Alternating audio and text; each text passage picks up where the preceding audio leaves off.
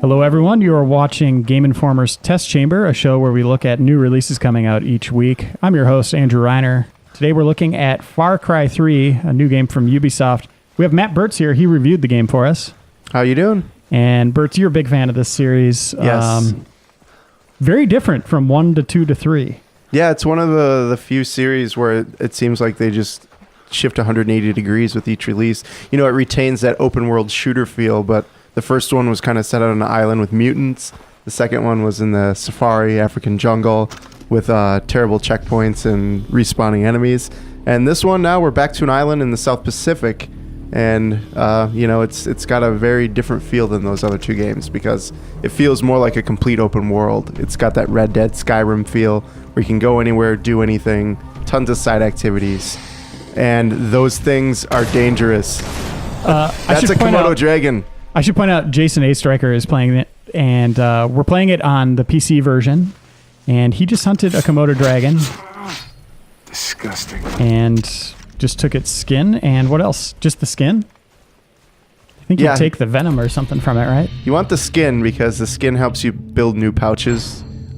It's kind of weird. It's a weird system because you need to build bigger wallets, bigger pouches, more holsters for guns. That's kind of where the economy fits in here. I was going to say, does he have a side business where he's at like a bazaar just selling pouches? Get your pouch here! You can actually just sell that to the boxes or the ladies in the towns, which is nice. You don't have to set up your own economy. But the crazy thing is, everything that you need to do is... Look at this world, by the way. That's not the whole... Yeah, and that's global warming down there, the red zones. That's where there's pockets in the ozone. This is how big the world is. All the icons are things to do. There's even more icons on top of that. If you buy certain maps, they can uncover relics to look for. You know, where you can hunt sharks? Yes, you can hunt sharks. What are we talking, like makos or great whites? They're not great whites. They're smaller. Tiger shark, kind of. And Jason's going to jump to a camp here. So, Bertz, what did you... At E3, when this game was unveiled, Ubisoft really sold the storytelling with the antagonist and really focused on him. Did that kind of live up to be the driving force of this, or is it really the open world? Well, the open world's a star for me, you know. I feel like a lot of open world games, that's the case. I don't think they really talked about the open world until closer to release. Yeah, that was just our last issue where we did the 6-page, this is the kind of stuff you can do on the islands. But the story is cool. The main character isn't my favorite. He's a trust fund kid who kind of seems like a little bit like a Bill and Ted's Excellent Adventure type dude. Well, they show at the beginning of the game, there's a montage of like spring break. Yeah. Like they're surfing, they're jumping out of airplanes. Yeah, they're having the time of their MIA, life. yeah. So he's definitely that type of guy. But he has, at the beginning of the game, a brother who is very cool. Yeah. And seems like the ultimate killing machine. But you don't play as that guy. You play as the wimpy brother. Yep. But the nice thing is you forget you're the wimpy brother when you're out in the world doing what Jason's about to do, which is take out one of these enemy outposts. Now, the beauty of this game, as opposed to a corridor shooter or a rail shooter, is you get to pick how you want to do this. So if Jason wants, he can sit back, he can snipe from afar, he can sneak up and take out guys one by one with stealth takedowns. One of my favorite things is to drive the animals into the camp or release the animals if they're in a cage. Wait, what? Yeah, sometimes they might have a lion just in a bamboo cage there. It's like the ghost in the darkness. Yeah, so you just shoot the door open and watch it maul everybody. It's amazing. So what approach is Jason taking here? Looks like he was going to go stealth, but he was spotted. So now it's guns blazing. Well, now you see the red tops there. Those are the warning speakers, the alarm system. You can disable those. So that's one option. These guys aren't so smart. How is the AI overall? AI, to me, I felt could use some work. I thought the first Far Cry did a great job with the AI. They would form search parties and come after you. And now, the first one was developed by Crytek. Yep. The sequels were, this one and 2 were by Montreal, correct? Yes. And other Ubisoft studios as well. But Montreal is driving the... And you can see on the weapon wheel the blue highlights on the guns. Those are attachments that you're adding onto the weapons. Mm-hmm. So the weapon systems, you can buy them from stores, but the more effective way to spend your money is to save that money. And there's these towers that are all around the world that you can do climbing missions on. So you climb up, kind of like a synchronization challenge in a... Oh, there's the perfectly thrown grenade. Nice! I don't know how that guy stayed alive. They're kind of like the sync challenges in Assassin's Creed, where, you know, everyone poses a different challenge. And they're pretty well done, but once you unlock those, you're basically taking that radio station back for the people that work on the markets in the area, so they're able to get new weapons in, and they'll give you weapons for free. So then you can spend your money on attachments. Just a little healing there. And you're seeing every once in a while on the map there's little leaves. That's stuff that you're gathering, very Skyrim, picking up plants and stuff like that. Yep, you can pick up plants to build new syringes for different things. There's some that help you hunt. There's some that are animal repellents. I basically just stocked up on the green ones because I tend to get shot, so I like to have a lot of health with me, which Jason appreciates right now using my character. Yeah, he's doing this Rambo style right now. I recommend you break out the flamethrower. Yes, please. Let's see this. Nice hair, punk.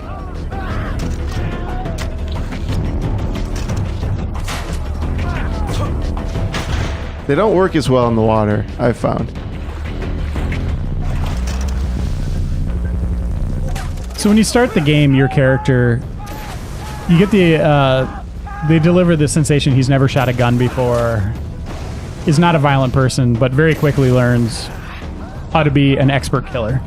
Yeah, he kind of gets taken under the wing of one of the local tribesmen, and he helps you kind of figure out how to live off the land, how to become a warrior, all that sort of stuff. So he quickly transitions from dude who's scared by blood to a guy who seeks blood.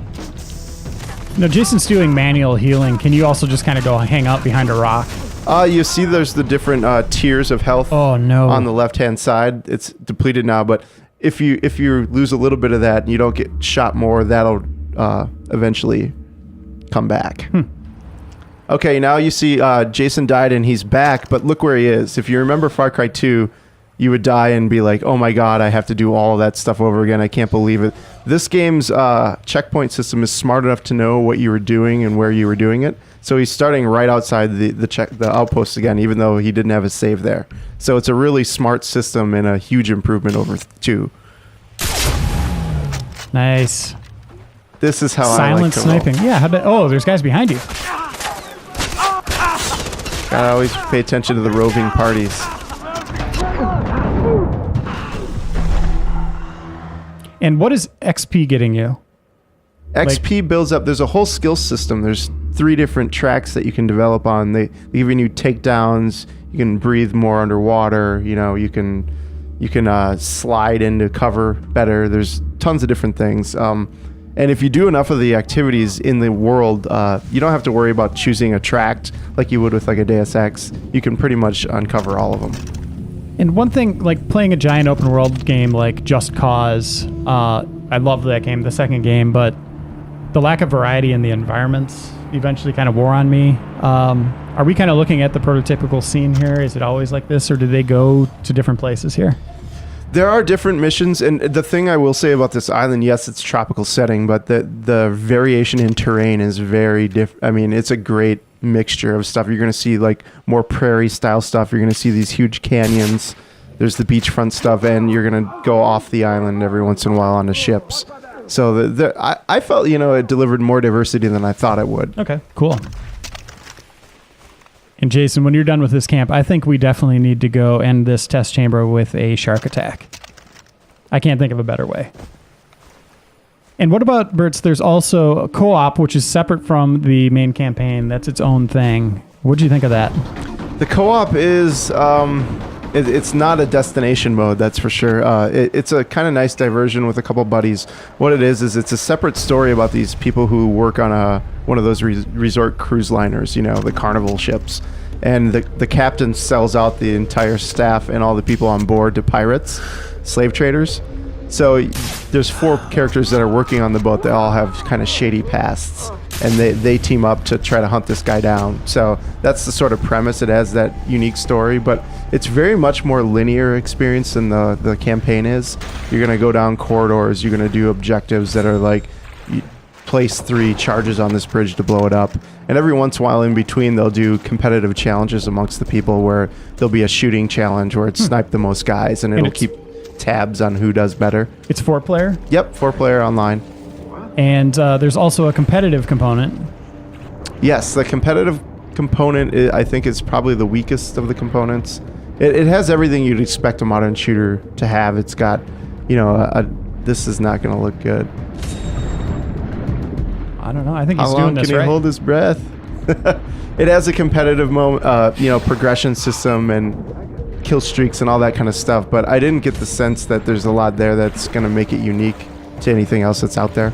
There is a map editor, so if the community grabs hold of that, Only PC? that could be the no, it's on 360 as well. So and PS3. So that could be one of the things if the community gravitates towards it. That might be a reason that it stays a little more healthy than some multiplayer modes. Oh, Jason, you were making it look so cool. Well, let's swim downriver and let's go hunt some shark. All right, we're going to conclude this look with shark hunting, or maybe a shark attack. We'll see what ended up happening to Jason here. Oh, man. It's kind of terrifying. Oh, you got a boat there. So, Bertz, you killed some sharks. What's the best technique for people that are watching this? My tactic, I wouldn't recommend you use it in real life, but what happened for me is the shark bit me and then I stabbed it in the side. That was my tactic. Yeah, that probably wouldn't end that way in real life. No, not. But They might attract more sharks. Yeah, the blood Get a combo definitely going. wouldn't help. Yeah, get one of those. Wear it like a hat. You're getting poisoned. Get out of there. I say take the boat. Are they deeper at sea? It seemed like it was. What are those? Ah, seagulls. And they have day and night cycles. What about weather? Yep, you're gonna see rain. Sunny days, obviously.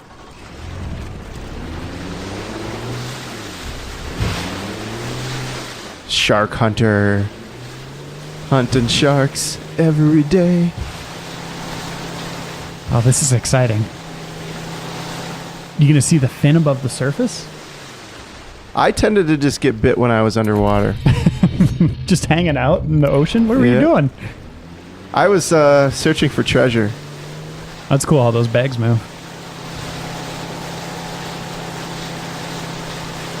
All right. So what kind of treasure can you get?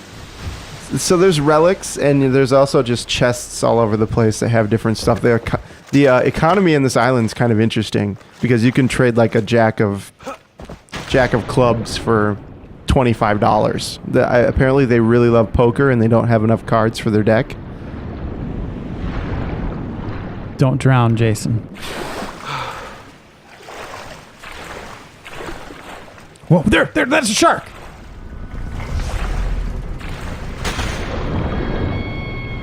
Oh, yeah.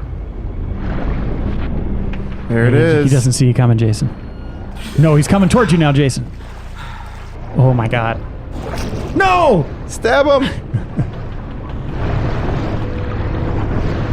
Yeah, the melee is your Clicking the right stick, right? Here he comes. He's got a taste of you now. You're done. I think that's like a Mako or something, right? I don't watch Shark Week too often, so I'm not up to date on my Ah! There it is. Stab him! Mash its face! Yeah, there you go. That's how I kill sharks. I give them a taste. Skin it! That was terrifying. It came out of nowhere. Okay, you got it. I'll leave the carcass for those fish. Eat up, buddies. All right, everyone. Thank you, Jason, for playing. That was a really good look at this game. Bertz for joining me for this look. You can find his review on GameInformer.com. You gave it a 9 out of 10. Yep.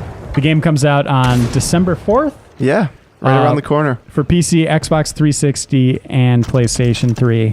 We'll see you next week on Test Chamber.